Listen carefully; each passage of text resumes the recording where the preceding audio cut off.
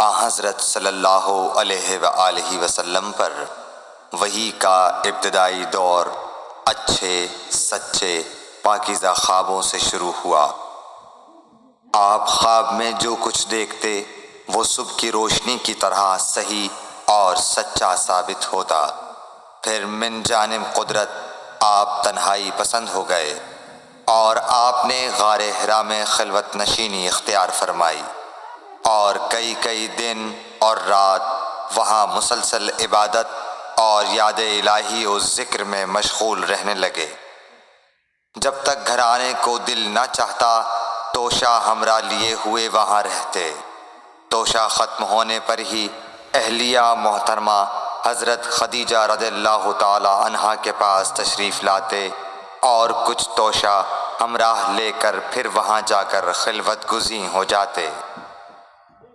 یہی طریقہ جاری رہا یہاں تک کہ آپ پر حق منکشف ہو گیا اور آپ غار حرا ہی میں قیام پذیر تھے کہ اچانک حضرت جبرائیل علیہ السلام آپ کے پاس حاضر ہوئے اور کہنے لگے کہ اے محمد پڑھو۔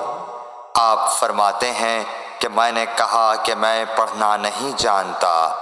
آپ صلی اللہ علیہ وسلم فرماتے ہیں کہ فرشتے نے مجھے پکڑ کر اتنے زور سے بھینچا کہ میری طاقت جواب دے گئی۔ پھر مجھے چھوڑ کر کہا پڑھو۔ میں نے پھر وہی جواب دیا کہ میں پڑھا ہوا نہیں ہوں۔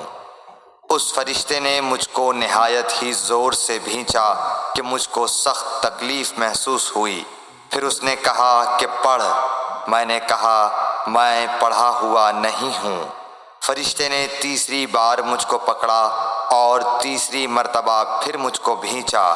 پھر مجھے چھوڑ دیا اور کہنے لگا کہ پڑھو اپنے رب کے نام کی مدد سے جس نے پیدا کیا اور انسان کو خون کی پھٹکی سے بنایا۔ پڑھو اور آپ کا رب بہت ہی مہربانیاں کرنے والا ہے۔ بس یہی آیتیں آپ حضرت جبرائیل علیہ السلام سے سن کر اس حال میں غار حرا سے واپس ہوئے کہ آپ کا دل اس انوکھے واقعے سے کانپ رہا تھا۔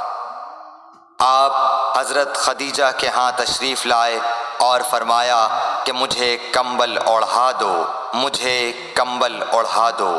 لوگوں نے آپ کو کمبل اوڑھا دیا۔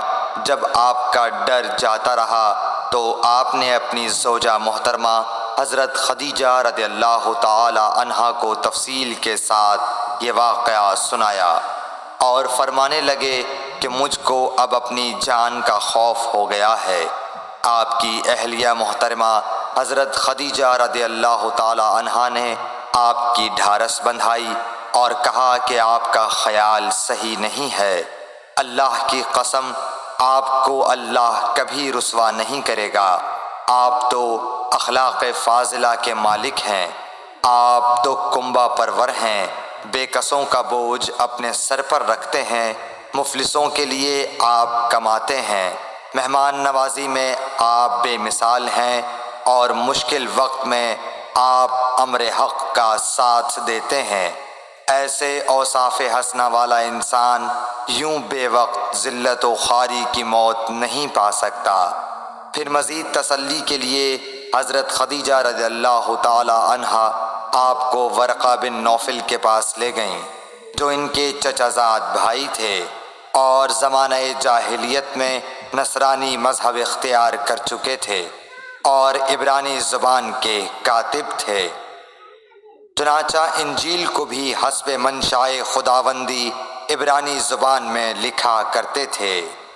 انجیل سریانی زبان میں نازل ہوئی تھی، پھر اس کا ترجمہ عبرانی زبان میں ہوا۔ ورقہ اسی کو لکھتے تھے۔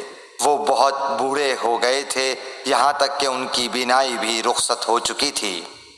حضرت خدیجہ رضی اللہ تعالی عنہا نے ان کے سامنے آپ کے حالات بیان کیے اور کہا کہ اے چچا زاد بھائی، اپنے بھتیجے محمد صلی اللہ علیہ وسلم کی زبانی ذرا ان کی کیفیت سن لیجئے۔